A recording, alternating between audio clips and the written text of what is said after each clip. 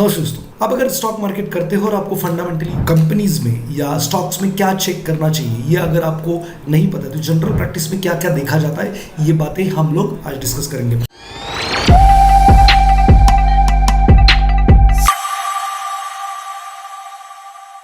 तो 10 चीजें हम डिस्कस करने वाले हैं। फंडामेंटली आपको कभी भी किसी भी स्टॉक में पैसे लगाने से पहले इनको देखना पड़ेगा, और ये आंकड़े बहुत ही अट्रैक्टिव होंगे तो आपके पैसे भी बहुत ही अट्रैक्टिव बढ़ेंगे। तो सबसे पहले आपको अर्निंग ग्रोथ को देखना पड़ेगा। तो कंपनी कमा कितना रही है, उसको EPS भी कहते हैं कि अर्निंग पर शेयर, या अर्निंग कितनी ग्रो कर रही है।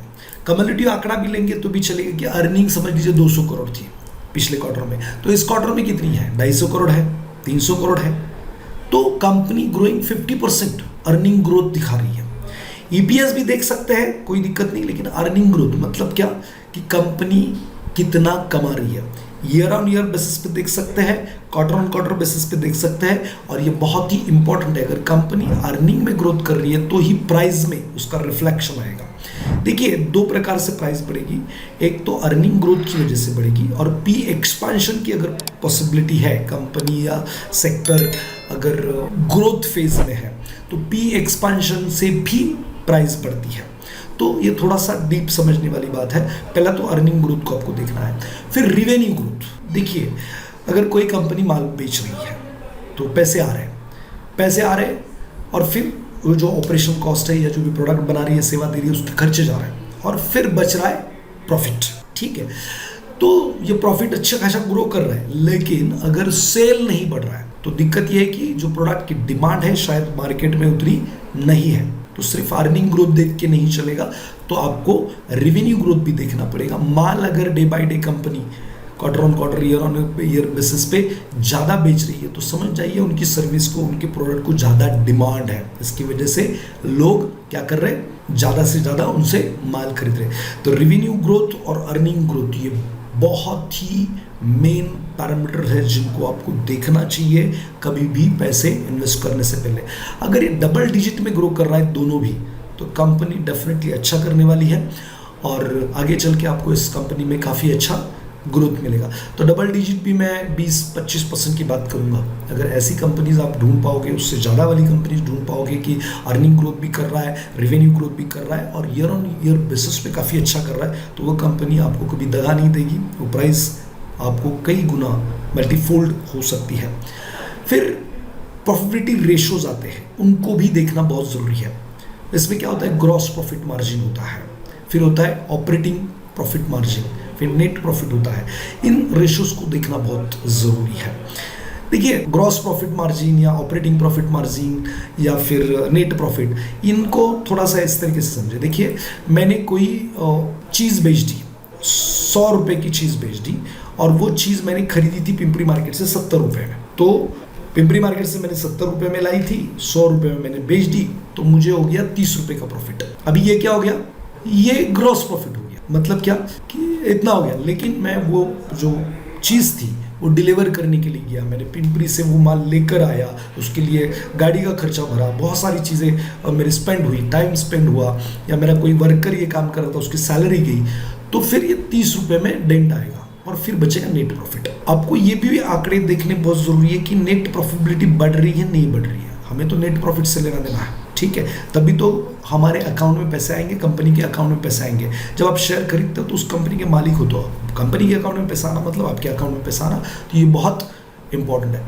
फिर अगर आपको देखना है कि कंपनी फेयरली वैल्यूड है, अंडर वैल्यूड है या ओवर वैल्यूड है, तो उसको वैल्यूएशन मैट्रिक्स कहते हैं, उसको भी देखना ज़रूरी है, जिसमें P आता है, प्राइस टू अर्निंग रेशो कहते हैं, फिर PB आता है, प्राइस टू बुक रेशो होता है, और फिर प्राइस टू सेल्स भी देखते हैं। ये 2-3 पैरामीटर से आपको ये आइडिया आ जाती है कि कंपनी का जो मार्केट में प्राइस ट्रेड कर रहा है वो ज़्यादा है, कम है, मीडियम है, तो उस हिसाब से अभी खरीदना चाहिए। कंपनी फंडामेंटली अच्छी है, सारी चीज़ें अच्छी है, लेकिन अगर वो ओवर वैल्यूड है, मतलब बहुत ज़्यादा कीमत पे ट्रेड कर रही है, तो फिर दिक्कत ये हो जाएगी कि आपको रिटर्न नहीं मिलेंगे।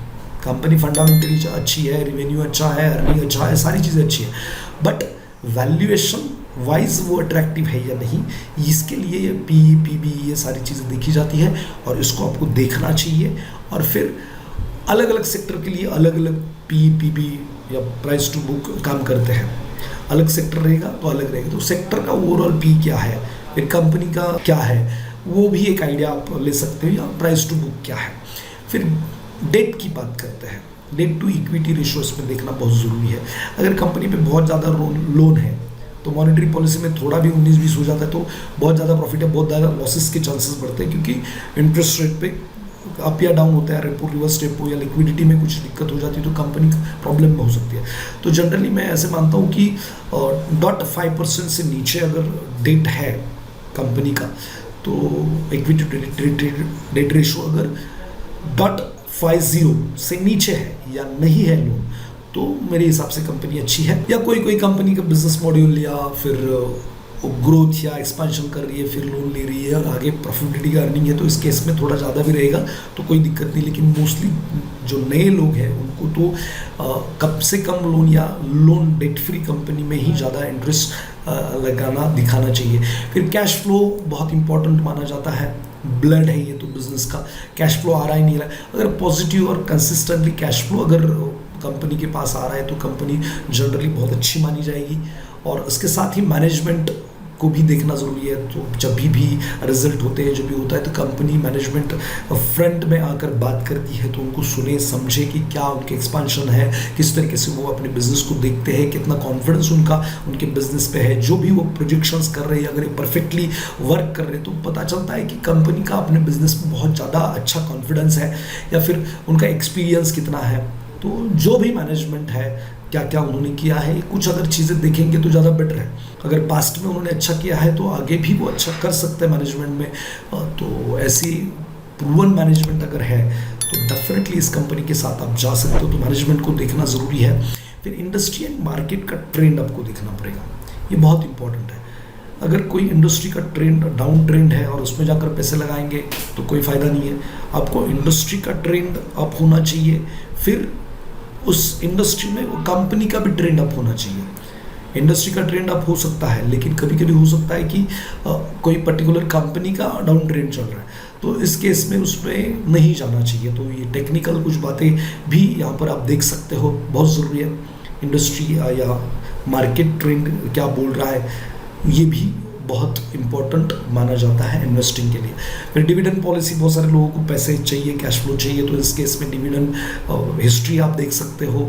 या कंपनी अगर कंसिस्टेंटली प्रॉफिट बना रही है, डिविडेंड डिस्ट्रीब्यूट कर रही है, तो कंपनी अच्छा कर रही है, ऐसा भी माना जाता है। और जो कंपनी डिस्ट्रीब्यूट कर रही है, इस केस में बहुत सारे लोगों का ये भी मानना है कि कंपनी के पास अभी एक्सपेंशन करने के लिए या और बड़ा होने के लिए स्कोप नहीं है, इसकी वजह से डिविडेंड कंपनी दे रही है, तो ऐसा भी मानते हैं। तो जनरली जिन लोगों को कैश फ्लो चाहिए वो लोग डिविडेंड हिस्ट्री देख सकते हैं, और जिनको ग्रोथ चाहिए तो डिविडेंड ना देने वाली कंपनी को वो लोग प्रेफर करते हैं। तो इस तरीके से आप देख सकते हो।